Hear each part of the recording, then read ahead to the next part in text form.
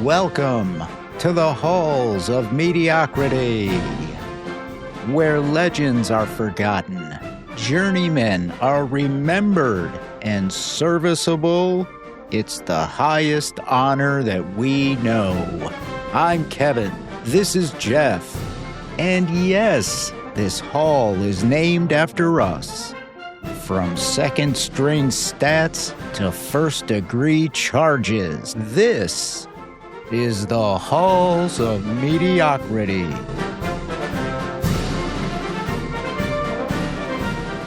Welcome back to the halls of mediocrity. We have, as Detroit Lions fans, a pretty hot topic going on with a Detroit Lion, well, former Detroit Lion now, who is in some pretty significant legal trouble. I'm going to turn it over to my brother Jeff, and we're going to jump right in to the information around Terrion Arnold. Kev, thanks. And Terrion Arnold, this is all still kind of developing. So where does this go from here? We really don't know. But there's a lot of things out there in the media. So I thought it'd be a good time. Let's just clear it up. Let's just put it all in a nice little package so everybody knows exactly what's going on and where we're at in the process. Let's do it.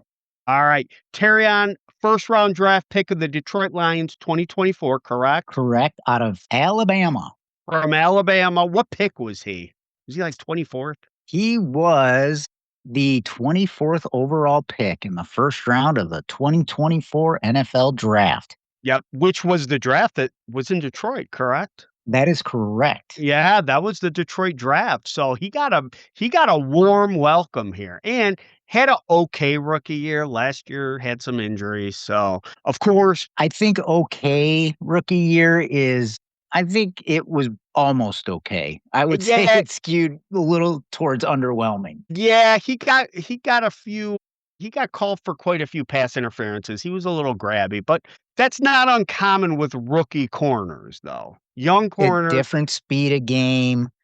You know, you're dealing with reality, even coming from Alabama in the SEC, you're dealing with a whole different level of athlete as well. So you're right. It's not abnormal for a rookie cornerback to have a predilection for holding. Yeah, with him last year, he got injured. So he had a shoulder injury. So, a year that you would think he'd really prove himself, he kind of didn't because he didn't play a lot. So there's a lot riding on him coming into this year, 2026. So, and then of course you're running into all this, and now he's not even a Detroit Lion. And now we're starting to have these conversations. It's by far the worst first round draft pick Brad Holmes has had. Where is it going to rank on the list of worst first-round draft picks ever? Lions got a long list of guys. You can argue that. Yeah, so the Lions might have half of the top 25 of that list, and you can make the argument, depending on what happens with Terrion, that he's going to fall on that list too. Another stain on the Detroit Lions organization. Exactly.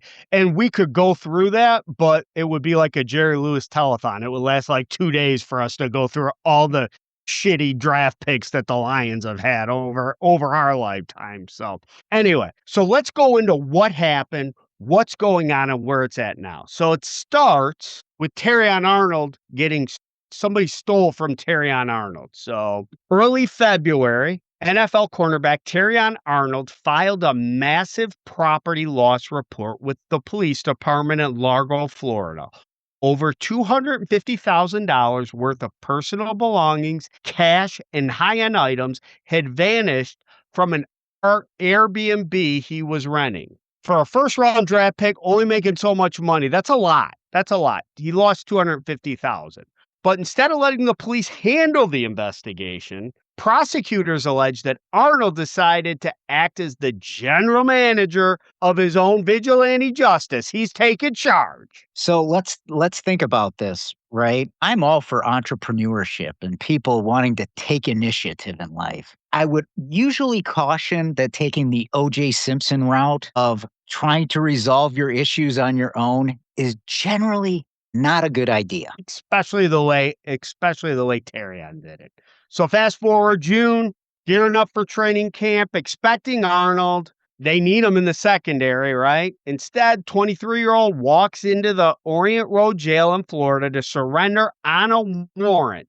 The charges 8 felony counts, including armed robbery, kidnapping, and conspiracy charges that carry a maximum penalty of life in prison.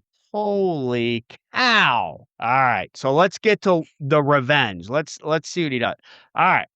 February 4th, according to Tampa Police Department, Terrion Arnold suspected that a couple of local guys were the ones who cleaned out his Airbnb. The twist, the police later verified those targets, so the guys he was targeting were completely innocent and had absolutely nothing to do with the original theft. But Arnold's crew didn't know that. Prosecutors allege that Arnold orchestrated a plot to lure the targets to a Tampa apartment on North 46th Street.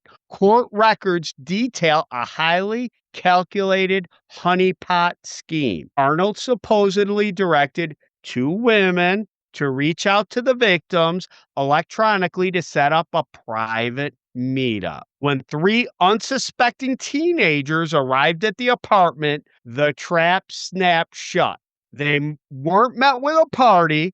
They were met by multiple armed associates of Arnold. The victims were trapped inside, held at gunpoint, brutally beaten, and pistol whipped. At one point, attackers reportedly shoved a firearm directly into a victim's mouth. Their jewelry and electronics were stolen, and they were ordered to flee. That's what happened. But here's where the story takes an even wilder modern turn. Prosecutors claim the entire violent assault was actually live streamed or video called via FaceTime directly to Terrion Arnold while he was driving to the location. That's what happened. So, generally speaking, criminals are not very smart. No. When you're a millionaire athlete, early 20s, you would think that carrying out basically a gang assault on people you suspect of doing something is just not a good idea. In 2026, it's an even worse idea to FaceTime it. Don't worry. I'll delete the call. They won't know. Just hit the Afterwards, I'll go to the call delete log. button. I'll delete it. Delete button. I'm Terrion Arnold. I'll just hit the delete button. Here, I'll hold that phone. I'll delete it. So let me get into this one. They call this the general manager defense. Okay. So I think this is his defense. If you look at the physical evidence, Kev, Arnold's defense attorney, Harvey Steinberg, has a major talking point.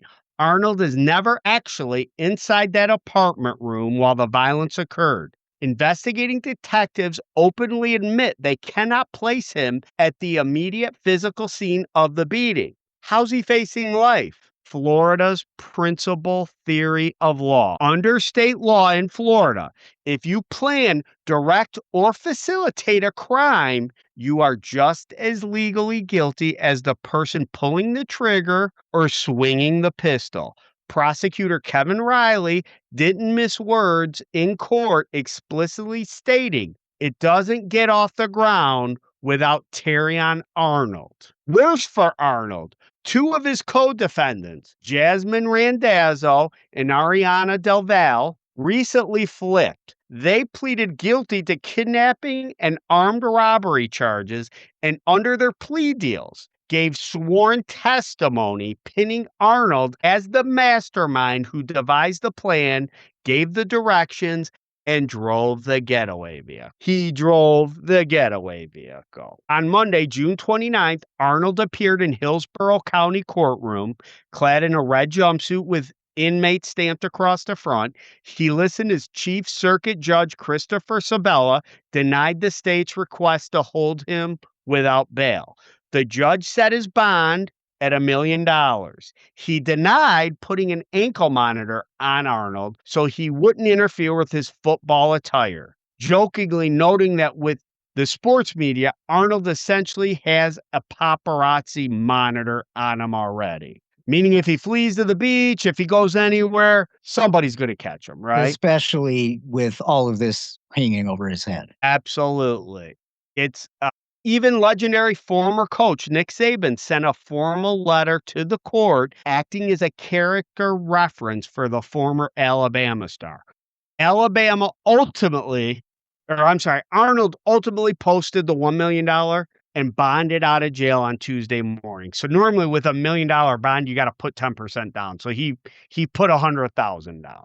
All right. Mhm. So now the Lions' unforgiving act. So and again, I haven't read this, so let's kind of see what's going on. While Arnold, oops, sorry, give me a sec here. While Arnold's defense team claimed the $1 million bond ruling proved the state's case was incredibly weak, the Detroit Lions, to their credit, by the way, Yep. had seen enough. Just hours after the bond hearing concluded on Monday afternoon, the Lions completely shocked the NFL world. I don't know if they I completely don't know that shocked. I would no, I don't Yeah, think it's shocking. Here's the thing. He has been a terrible underperformer. yes. He has clearly not developed into somebody who is worth a first round pick. He's Jeff Okuda 2.0 is who he's turned You into. nailed it. Yep. Yep, And for those who don't know, for the Detroit Lions, Jeff Okuda was the last big superstar cornerback out of Georgia that was going to anchor the back end of the defense and was an absolute flop. So he is Okuda 2.0. But I will say this. I do believe this. If Terrion Arnold had played 2 full seasons and met or exceeded expectations for him, I don't think the Detroit Lions release him. no. If this is Jahmyr Gibbs, he's in training camp now, Yeah. avoiding reporters. Now, the good news for Arnold, and I don't know if the judge regrets this decision now, is that his argument for not putting an ankle monitor on him, it would, distract from his football activities. Well, he has no football activities now That's right. because he, my friends, as the old saying goes, will be standing in the cheese line come Monday morning. That's right. That's right.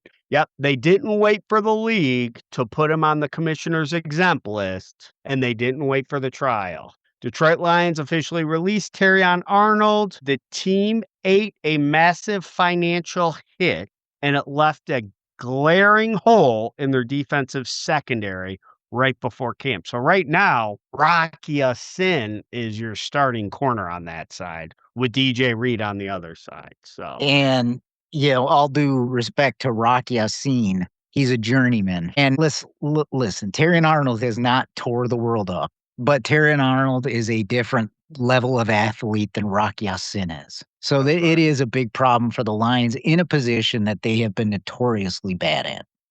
That's and now you got Kirby Joseph, still hurt. Yep.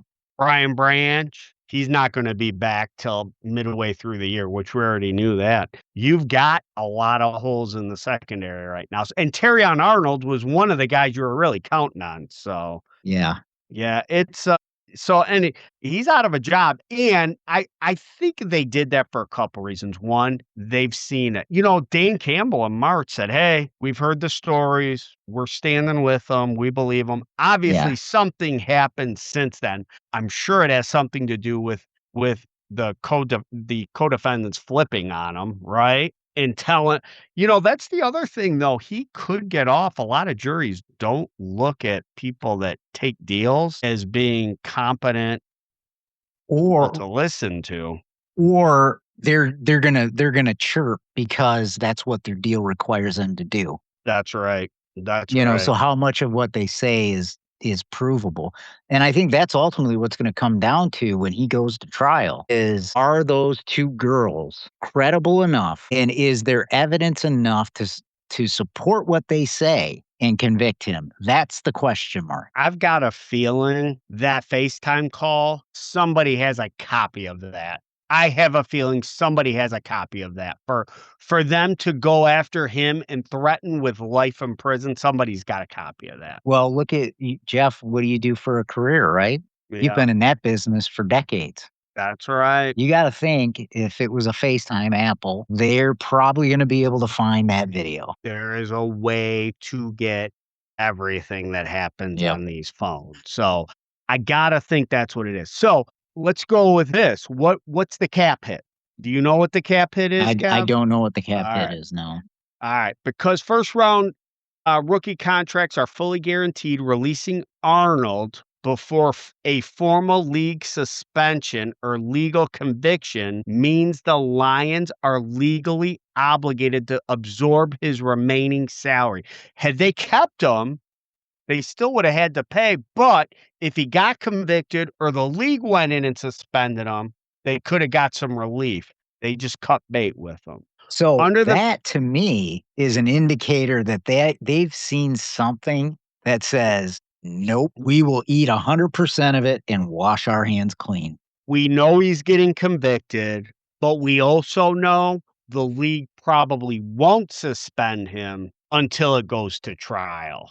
That's exactly what that's telling you. Under this scenario, his remaining money accelerates onto the books. So right now we're sitting on $8.475 million in total dead cap money. Now they do let you break it up a little bit. So 6.6 million hits us this year.